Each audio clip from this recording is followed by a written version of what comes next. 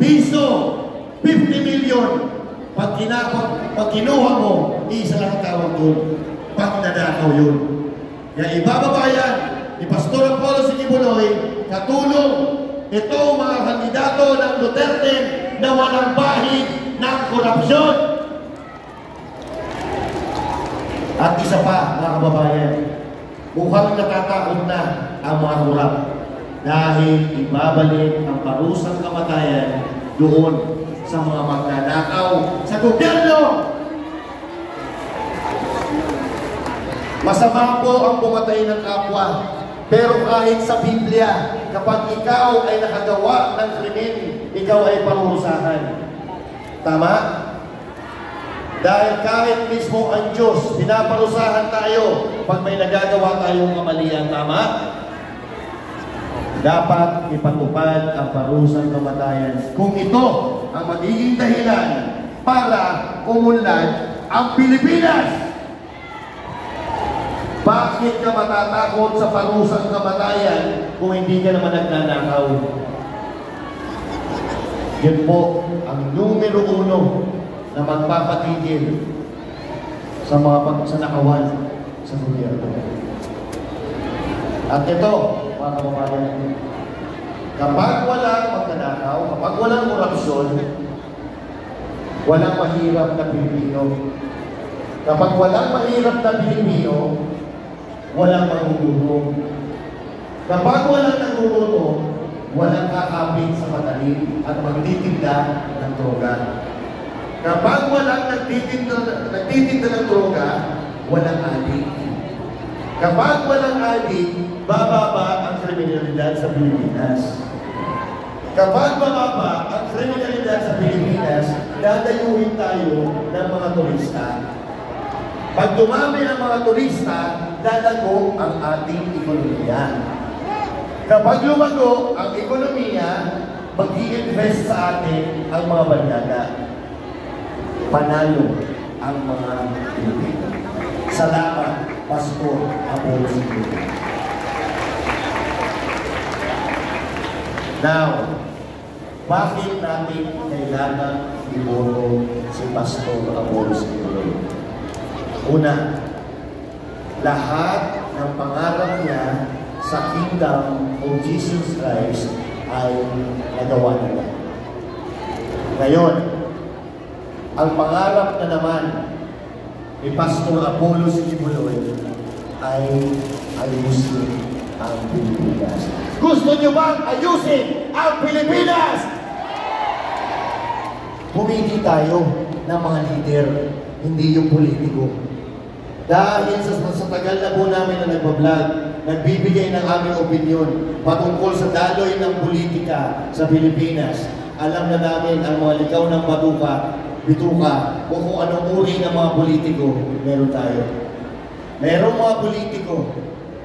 mga politiko na makikita mo lang sa eleksyon, papapangakuan ka, ang tawag doon, papangakuan ka para makuha ang boto mo, ang tawag doon, trapo. May mga politiko naman na gagawin ang lahat, sasayaw-sayaw. Ipapangako ay pagpapatuloy yung nagawa ng kanyang papalitan na administrasyon. Ang tawag doon, mangbubudol. At mayroon po naman ng mga politiko na tumatakbo lang para mapanatili ang kanilang kapangyarihan at ginagawang negosyo ang gobyerno. Ang tawag po doon, kurap. Ginagawang negosyo ang gobyerno. Gusto niyo po ba mawala yan? Iboto natin Duterte and candidates. Dahil ito, lahat walang akusasyon ng korupsyon. At bakit natin kailangan iboto si Pastor Apollo Sikibuloy? Nabigyan ako ng isa. Siya ay epektibong leader dahil napaunlad niya ang Kingdom of Jesus Christ mula sa wala.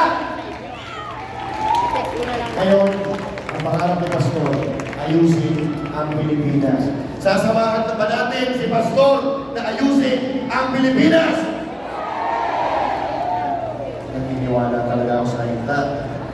At isa pa po, kung bakit natin kailangan iboto si Pastor Apollo Sikibuloy.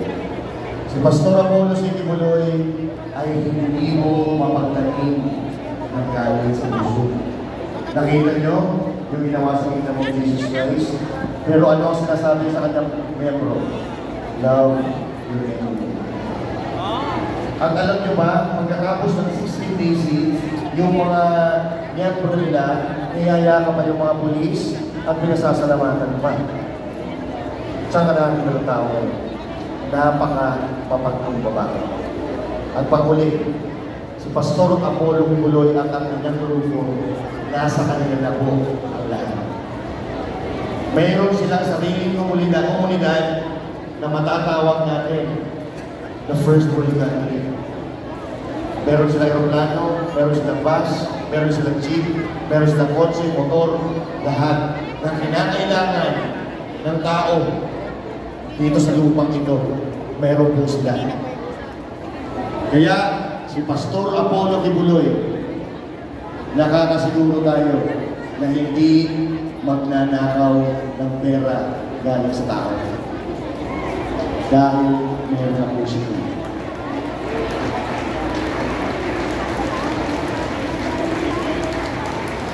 Bilang mayroon na ng lahat, nagawa na niya lahat ng pangarap niya sa kanyang organisasyon, sa kanyang kongregasyon. Ito na ang pagkakataon para ayusin na natin ang buong Pilipinas.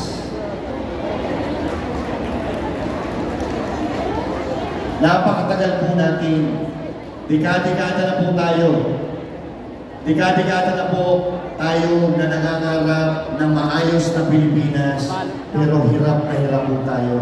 Ginagawa naman po natin ang lahat, pagtatrabaho, paghihirap, nag-overtime, pero kulang ka. Dahil hindi po tayo nagulungan.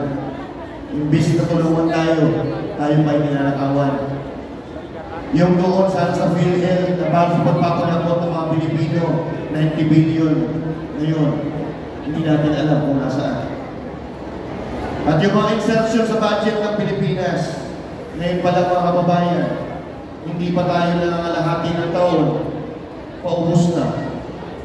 Wala pa tayo nararamdaman. Kaya, nasa inyo na po yun. Kung gusto nyo tuloy-tuloy ang ganitong pangyayari sa Pilipinas, pabayaan natin yan. Pero kung ikaw ay tunay na Pilipino, kung ikaw ay nagmamahal sa bayan mo, magsasalita ka, aaray ka, dahil ikaw ay apektado. Apektado tayong lahat dahil iisang lupa ang tinatayuan natin. Iisang bandila ang kinikilala natin. Kaya mga kababayan, si Pastor Apollo Sikibuloy ang magiging konsensya ng mga kurang sa gobyerno.